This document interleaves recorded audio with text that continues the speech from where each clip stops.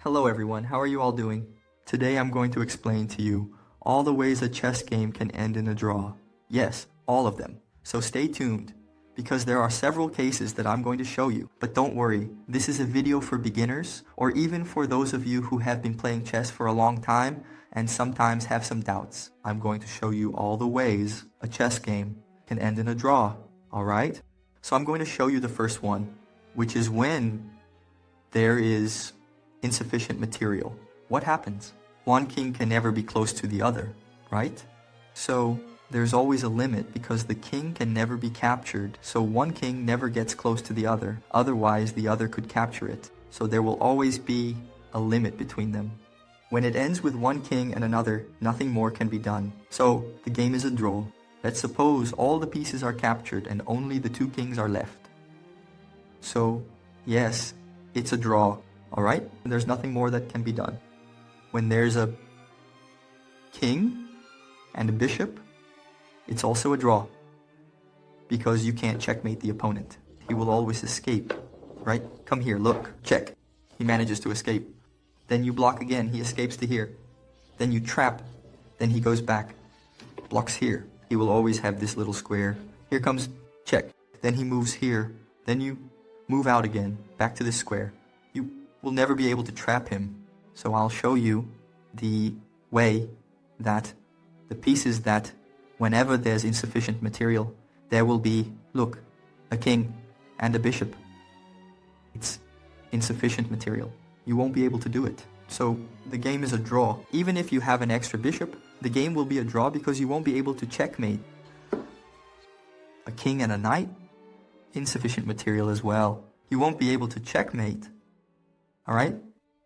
Look, when it's with two knights, it can be considered a technical draw. Why? Because when you're playing with an experienced person, they won't let this win the game. Because it only happens if you drive the king to the edge of the board, and the person won't do that willingly. So if you can manage to keep the king here, in the middle of the board, and not escape, not let him drive you to the corner, it won't be checkmate. So the checkmate with two knights only happens if the opponent helps. So it would be something like this. Look, the checkmate, look. I'll show you here. I'll show you roughly. Let's suppose it was here, right? It was like this here. Then you came and look, check. Threatened to capture the king, right? Oops, it was here. Let's suppose, let me just set up the position here. Check. Then he went to... Then here, look. This is a good example to show you. You came here and gave a check. He could come here or here, and he would escape again in a calm manner, but he goes to the corner. Then you come here, look. In this case, it's checkmate. Why? You threaten to capture the king, and he can't go here because it would be king, lose king, here, the knight, and the king, take. Right? Let me show you from this side. It will be easier for you to see. It would be something like this. Look, see? Came here, look. Check. Can't go here. Can't go here. Can't go here either. Alright? Checkmate. Threatened to capture the king, and there's nowhere for him to go. But when he gave the first check here, look, the green knight gave the first check. He didn't need to come here. He could have come here. So only if the opponent helps to move to the corner. But theoretically, it would be a theoretical draw. If it happens, people already say, no, let's draw, because you're not going to move the king to the corner of the board, alright? Now, I'm going to show you when, if it ends with a king, and rook against the king, then you can checkmate easily. Look, for example, you came, did this, played, and there's a rook here, right? The opponent played, you came, look, checkmate, threatened to capture the king. Can't move here because it would be king against king. Can't move here because it would be king against king. Can't move here because it would be king against king. And can't move here because the rook still covers it, right? Here, the rook still covers it. So, yes, you can win like this, okay? Now, I'm going to show you another type of draw check, alright? It's called perpetual check. Perpetual check, let's suppose you have a white king here. The white king is there, right? and it's going to be checkmated on the next move. Look at this. I'll place a queen here, and on the next move, it will be checkmated right here with the queen, right? Just because let's see what's happening here on the other side of the board. I have this king here. Let's suppose there are these pawns here from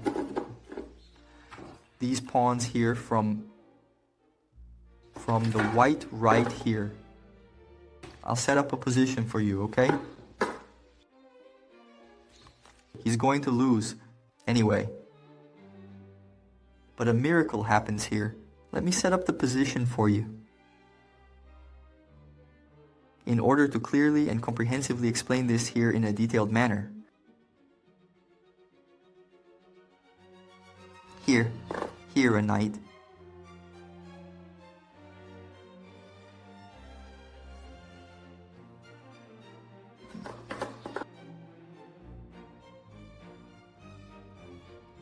Okay, great, look. Guys, yeah, you're going to win on the next move. So, the black will come here and will win here on the next move, right? He will checkmate, threaten to capture the king, and there's nowhere for it to go. There's no way to defend, because the loose piece is defending. Here, right? So he will lose on the next move. What happens? You can keep repeating the moves. Look, you come here, check, threaten to capture the king, he moves up. Check. Suppose this here doesn't... It's just for example, okay guys? Check. Then he moves up, check. And if you keep repeating, you re-repeat the check several times, gave a perpetual check several times, he will, and it will end up in a draw, alright? Check, check, check, check, non-stop. It resulted in a draw, alright? Perpetual check. You will keep checking for the rest of your life, and the king can't pass here. So just to give another defense here, look, defense on this little pawn here, okay? It would be something like this, look, check. There's no way he can capture here. The king can't escape, and you'll keep giving check for the rest of your life. So you managed to draw a game that was practically lost, alright? So that's it, you will keep repeating the checks endlessly. Now I'm going to show you the stalemate. What is a stalemate? It's when the king is not in check. The king is not in check, but he has nowhere to go. Look, what is the difference between check and checkmate? Check. Check is when you threaten to capture the king, right? And then checkmate is when you threaten to take the king and he has nowhere to go. Look at this. Check, right? I threaten to capture the king. Does he have anywhere to go? He can't go here. Can't go here. Can't go here because this rook covers it. Can't go here. This rook covers all these spaces here. And these two here, the king can't go because this rook here captures, right? So I threaten to capture the king and he has nowhere to go. Alright? Now I'm going to show another case which is here. Look, let's take a queen. Take a queen here. Look, let's suppose I'm here like this, right? I'm almost winning. If I do this here, look, it's checkmate. Why? My black's turn. He played here. He threatened to eat the king. He can't go here. He can't go here. He can't go here, right? Threatened to capture the king, and there's nowhere for him to go. Okay? But if I take and play here, in this case, I'm not threatening to capture the king, see? She's not threatening any square. But is there a square for him to go? There isn't. Here, the queen captures. Here, the queen takes, it then becomes king, close to king. So it can't. Here it's king, next to king, and the queen captures. So it's a stalemate, okay? The king is not in check and there's nowhere for him to go. So in this case, it's a stalemate. So look, I'll show you another case. Look, place here the king. Then you took and did this here. Look, it's the turn. Let's suppose you had a rook right here, right? So you can still checkmate. Then you went and played this here, look. Look. The king can't come here because it's king next to king. Here, the knight captures, and it's king next to king, and he can't come here. See? Because the knight captures, but he's not in check. There's no piece threatening to capture him. So, the game is drawn again. Stalemate. Okay? It's another type of draw. So, this draw is when the king is not in check. Look, let's suppose there was another piece here to move. Then the game isn't drawn because you have another piece to move.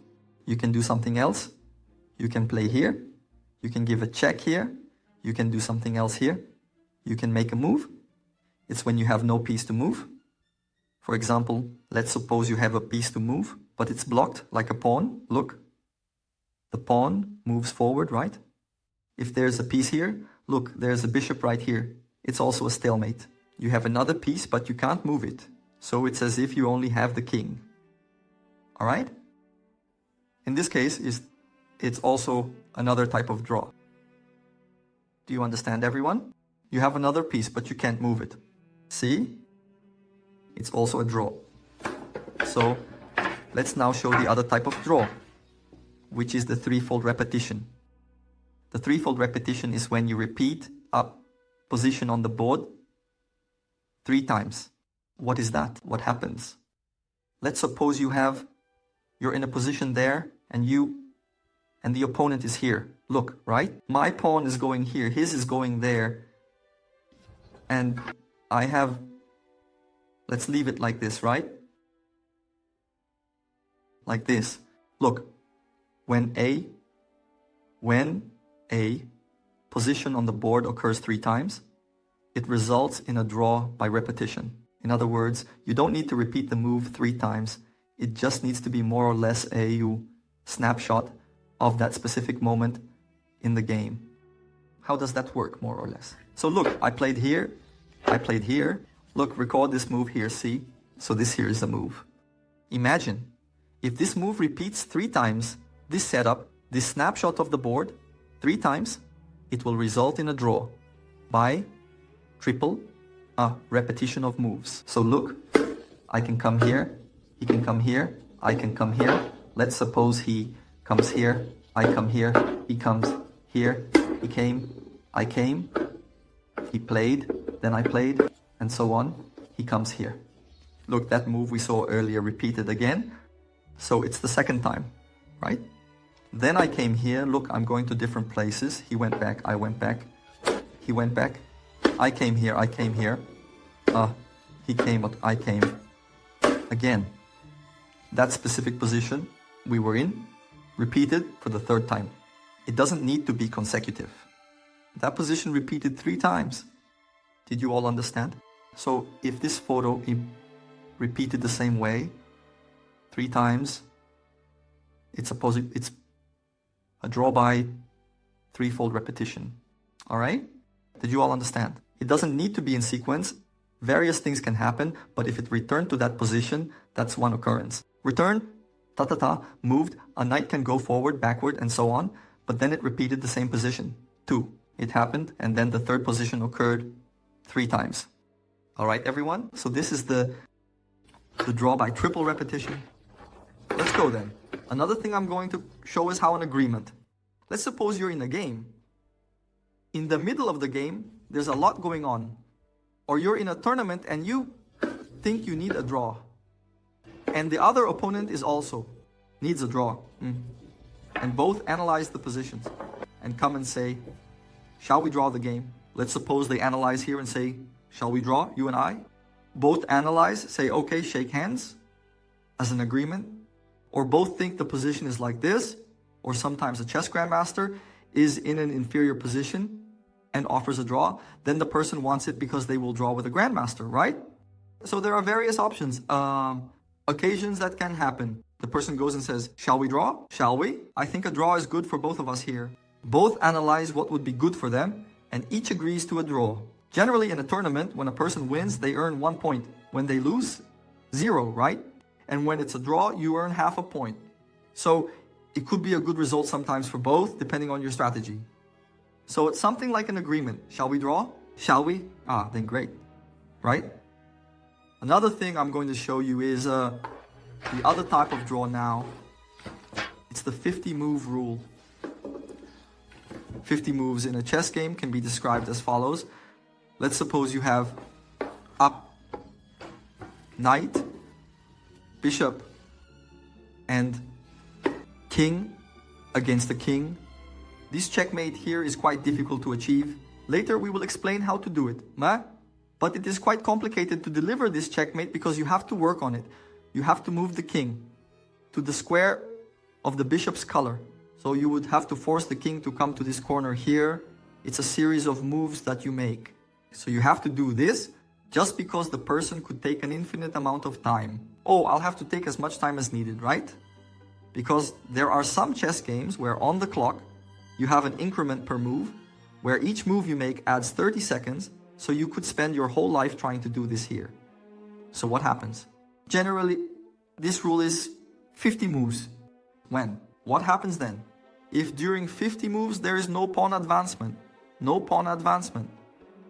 or pawn capture, or piece exchange, the weaker side can claim a draw. So in this case, the weaker side can claim, call the referee, or say it's a draw. Understood? The weaker side has to take the initiative to request a draw. Alright?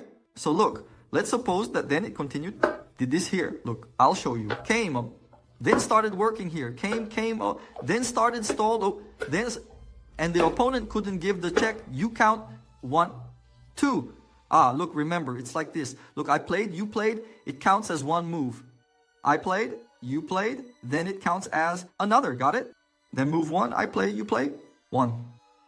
Move 2, I play, you play, 2. Understood? So it's like this, look, I play, you play, it counts as one move. Then I play, you play, the second, alright? It's like that. So there were 50 moves that there was no pawn advancement or capture. Let's suppose it was like this here. But then there was a pawn here, right? Then it captured, resetting those 50 moves. Let's suppose it was in the 30s. But the pawns were locked here, look. It was like this here. It was locked like this. It's at 39. It's almost over here. This period is almost over, right? Then he came here, captured the pawn, reset this period, starts from 0. He has 50 more moves to do that. All right? So that's it. This is the 50 move rule. Now I'm going to show you another one, another type of draw which involves the clock. Take a look. The clock in chess works like this. When you play, it's countdown, you stop your time. Look, let's suppose I played, right? I pressed play, look, the time starts counting down. See? Then when you make the move, look, you made it. Look, I made the move, then I come, look, and activate the clock. So it stops my time and starts the opponent's time. Their time starts decreasing, right? Let's suppose it happens that the person is losing. Look, you see that the king, the black king is losing the game. What happens if he wins on time? If the opponent loses on time? This one is win. The black king is losing the game by a T. But the white's time ran out. The white's time completely ran out. What happens? It's another type of draw because even if he had time, he wouldn't win the game because he doesn't have the pieces to win a game. So it's another type of draw. Alright, folks? This is another type of draw. If he had a piece, if he had a little pawn here, look, a little black pawn, he would win. Well, he would win, the opponent's time ran out, the white's time ran out.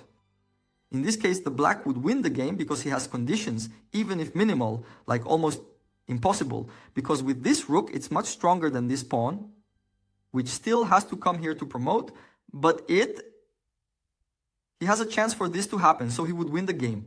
But if he doesn't have this here, then he would draw the game, because the opponent's time ran out. But he doesn't have the conditions to win a game. So, it's a draw. Alright? That's it. Now another thing I'm going to tell you here, another way to draw is like this. Let's suppose you're in a tournament and sometimes there's some disagreement in the tournament. And the opponents, by mutual agreement or with the referee there, the referee can declare it a draw. Alright? He saw that it was a move, for example. How can it happen? Someone made an impossible move, and then the other made another impossible move. And they don't remember who did it first because they were in a time rush, something like that. The referee can go there and declare a draw for both. He goes there and talks to them, and both in agreement. It would be a form of agreement, but yeah, there's this way too. All right, folks? So that's it. These were the ways to draw in chess. I hope you liked it. I made a very complete material here for you. I'm making a lot of videos for beginners, for those who want to learn chess. There are other videos explaining how to play chess. I ask, if you like this video, leave a like as it helps me a lot. I'm starting to make these videos here on the channel for you, and the feedback from you has been really great. You're enjoying it, you're commenting, and I'm really happy about that. Thank you very much, everyone. Thanks a lot to everyone who watched up to this point. Thanks, bye.